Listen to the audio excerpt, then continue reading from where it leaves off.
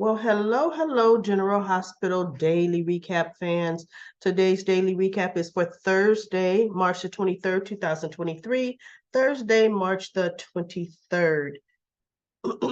Let's get started, everybody. We have Liz. Guess what? She gets off scot-free, y'all. Scot-free.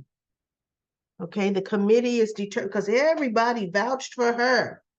You know, she the way the committee ended up saying is, look, they felt that she was acting in the best interest of, they didn't say patient because she's not a doctor, but the best interest of a pregnant woman, trying to make sure she was kept safe. And if she wouldn't have, they felt that, Nicholas may have fled with Esme and endangered the baby. So she got a free pass, not even a slap on the wrist. I was expecting them. And when they didn't do it, I thought, well, I'll be. She won't learn anything. Suspend her for a week. Let her know. Listen, we're going to suspend you for a week, and this is going to be on your permanent record. Because you don't treat patients outside of the hospital. You're not a doctor. Now, the only difference is, see, guess what? The only difference is nurses heal. Elizabeth wasn't treating her, right?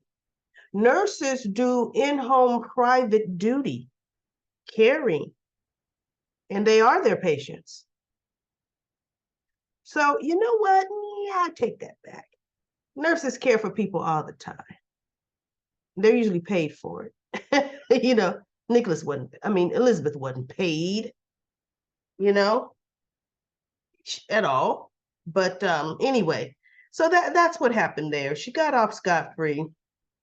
And I thought, you know what, whatever, Elizabeth, I'd get sick of her whining, sick of Elizabeth being Elizabeth, right? So needless to say, it's over. Got to deal with her again. Then we have Portia talking to Marshall. He tells her his diagnosis and blah, blah, blah, yada, yada, yada. We also have, Gregory. I love the way he's standing firm with Alexis, who is so hard-headed. No, because you're my friend. That justifies me doing what I'm doing. He said, I asked you to leave my keys downstairs at the concierge, and yet again, you take things into your own hands, and you didn't do that. You have them up here. It's because you're my friend. I would be, you know what? Let me be clear with you. We are not friends ever again at all. Because I don't treat my friends the way you treat me. You have a warped definition of friend. So, Alexis, hear me and hear me now. You're not my friend. Because he finally told her, I'm sick. Because she goes, something is clearly wrong, which she's right, Something is wrong. And he goes, because I'm sick. And she looked at him, oh. Well, can I ask what's wrong? No, you cannot. The nerve. Can I ask you what's wrong? No. I've already told you more than I wanted to tell you. Oh, well, good. At least you have you have a son who's a great doctor, one of the best doctors in the country. So I know, he's, helping. And he goes, you know what, Alexis? I have told you this. Stay out of my business and don't discuss it with anybody. And she goes, you have told him, have you? So stay out of my business and don't discuss it with anybody. So she goes, Gregory, look, you can trust me. Whatever you say to me will not leave this room. You could tell me what's wrong. He looked at her, snatched the keys out of her hand, and I thought, way to go, Gregory, because Alexis will then turn around and deem, I know what I told you, but as your friend, I chose to do something else. That's Alexis. Don't trust her, don't tell her. at all. And he turned and he walked away. And I thought, yeah, and she's still going to pick up the phone. She's going to pick up the phone. So whatever. Alexis is Alexis, right? So then, needless to say, we dealt with that. And once Elizabeth found out she was off scot-free, guess who she texted? And make sure they showed us the name, right? She goes, I have some great news. Can we talk? By them bringing up Epiphany like this, I don't know, y'all. I'm kind of thinking they're going to make her have had an accident because she didn't text Elizabeth right back and say, sure, I'll call you later, right? I don't know. Because all this time they haven't mentioned her. Now they're mentioning Epiphany. So we shall see. We shall see what they're going to do. And then we have Cody runs into Maxi, Gladys, and Sasha at Kelly's. And this is the first time he's run into face-to-face with Gladys outside of the card game. And she almost chokes on her French fries because he goes, I know where I've seen you. I've seen you at the Savoy. And she goes, oh, we're down the wrong pipe. Oh, no. And Sasha's like, really? Well, Gladys, when did you go to the Savoy by yourself? And I'm thinking, Sasha, you ain't known all the time she's been tipping out? Girl, what you doing? Taking your sleeping pills or what? Because Gladys moves quite freely at night. Okay? So he was vague, but he was looking at Gladys the whole time. And Gladys was getting nervous, see, because he knows how much money she's lost to him. She's lost to him. He's made sure she's lost. So Maxie says, can she talk to him? And she asked him and convinced him to dance for Magic Milo and the Magic Dancers or whatever they're called. Whatever, you know. And I thought, well, is Milo coming back? Because I don't think Milo was at the last nurse's ball. I don't think so, but maybe he was. I just didn't pay attention, but I don't think Milo was there. So anyway, you see, I still got it. Getting better, but I still got it. So Sasha's talking to Gladys, and she's saying, Gladys, I want you to accompany me to the nurse's ball tonight. And Gladys is like, no, no, no. I've seen them. They wear fancy gowns, and I don't have nothing like that. And Sasha said, wait a minute.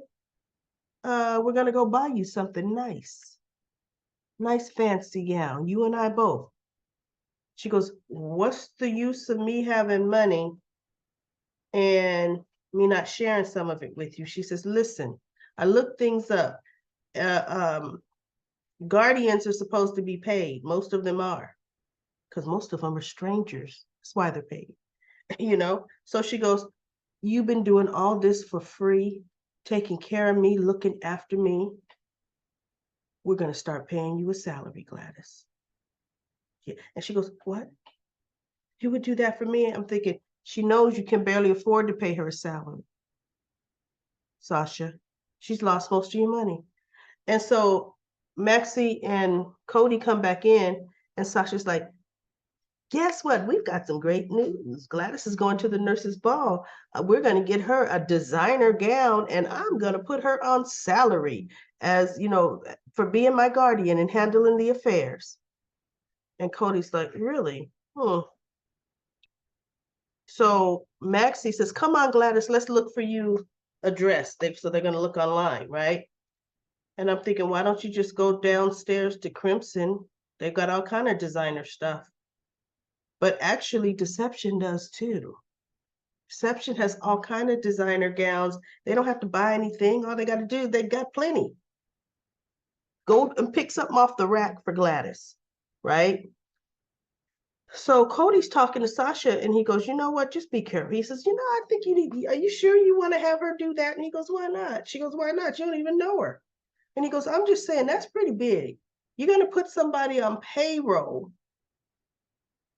who's over your money, right? He goes, just double check things. He's telling her, just do your due diligence with that. And she goes, yeah, you know, he didn't like out and out put up a red flag, but he put it in her head. And she was like, yeah, okay. And I'm thinking, okay, Sasha's going to start glancing.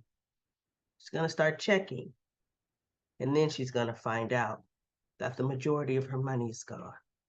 Yeah, that's exactly what's going to happen, right? So we also have Curtis and Jordan talking. They're talking, seriously, and they're about to kiss because they've been drinking the hard stuff. Talking about, he goes, if I wouldn't have been so, just stringent about, not forgiving you, do you think we would have been together? She goes, yes. She goes, Curtis, remember, us getting divorced, I did not initiate that. I didn't want it. And he just looked at her because she goes, yeah, but I think really just talk to Portia. Perhaps you could do what you couldn't do for me. Forgive her. He said, Jordan, I divorced you because you lied to me over the course of a year. Portia's lied to me over the course of 20. Wouldn't that make me a hypocrite if I forgave her? And Jordan just looked. I'm thinking, yeah, hello, Curtis. You think about that, hypocrite. And then realize what you told, I was gonna say Ryan, all my children, what you told Drew about Carly. Yeah. So anyway, they got kind of caught up and was just getting ready to lip lock. And her deputy said, Commissioner Ashford, your car's available, or your car's around front. So, because she's been drinking, she's having them take her home. So she goes, all right, I got my ride. She goes, Curtis, you calling yourself a car? And he's like, yep, and we shall see. Look, they almost kissed this time. They're going to kiss the next time. They're going to kiss the next time. And now on to me, the most interesting telltale sign. Esme sees, Trina's over. So they explain, Esme, of course, Esme says, yes, Laura was so gracious to offer for me to stay here, me and Ace. Wow. And so she's, what did she say? So Trina says, well, I'm happy everything is working out, blah, blah, blah, but it's time for me to go. And so Spencer says, I'm going to walk you out. So they get to the elevator and they're talking, and she goes, he's like, really, Trina, this is not how we planned it, and blah, blah. She goes, look, bottom line, Spencer, your baby brother is close to you. He goes right down the hall. And she's thinking, yeah, right down the hall from Esme, right? And so she goes, but now you can watch over him. And that's what's important. And so something he said to her, or she said to him or asked him, and he was talking about how Esme, what did he say? But still be careful, because this Esme, this version of Esme, actually might be worse than the last one, which is true. Except for the funny thing for me, everybody, it's not this version of Esme. I think Esme has her memory back because she already is manipulating the situation already. And mind you, she couldn't stand Spencer, didn't want Spencer nowhere near her, right? Well, soon as Laura goes, because they put the baby down, then the baby wakes up early. Laura goes to get the baby because the baby's crying. She goes, just relax, honey, I'll go get him. First thing she does is go to head to the door to see what Spencer's doing, right? And Spencer and Trina were talking, getting close and everything. And Laura comes out the back with the baby. And so she gives him, so Esme kind of turns away from the door and she gives her baby and she goes, I'll go get his bottle. So Esme's talking to him. She goes, I wonder what's taking your brother Spencer so long. So she goes to open the door to look, and that's when Trina and Spencer were about to kiss, and they, pull apart. My thing is, why pull apart? Kiss. Let her see it. But I don't know if they thought it could have been Laura, it could have been anybody, right? Okay, so I get that. And so then Esme's like, oh, Trina, you're still here. And she goes, yes, like she's about to leave. But it was the look on her face. And I said, look at her eyes. Look at her. She has her memory back. And now it's going to be her mission to come between Spencer and Trina. But see, it's like they said, having her close, they're going to start to look for old patterns and old habits from her. And you know what, everybody? She can't help herself. Because Esme always thought she was the sharpest tool in any barrel. Well, now you got Laura scrutinize you. You're living in the house with your uncle, who is a psychologist, Oh, he's going to be scrutinizing you. And you got Spencer looking to trip you up just like he always was, because he want to snatch and grab your kid. Snatch and grab him. Because she goes, oh, and she goes, oh, Trina was just telling me that PCU has a great daycare. And Esme looks, she goes, well, no need for that, because you won't be, I don't need you to take care of Ace. I'll take care of him myself. So you won't need that daycare. And Spencer should have said, oh, but you do need to get a job to take care of your child, right? Or take care of yourself, support yourself. See? So anyway, that was all for General Hospitals. It's a decent day, moved along. Wasn't too horribly bad. I'm not going to do Comment Corner. A lot of comments. And I have to catch a plane in probably 8 hours, but you got to be at the airport. I got to be at the airport. My goodness, really should be there at 3:45 in the morning, but I'm TSA pre-checked, so I just got to be there an hour before. But I got to get up nice and early, and I got to try to get some rest so that I'm decent on the business trip. But anyway, everybody, I'm going to see if I could do tomorrow's episode from my cell phone.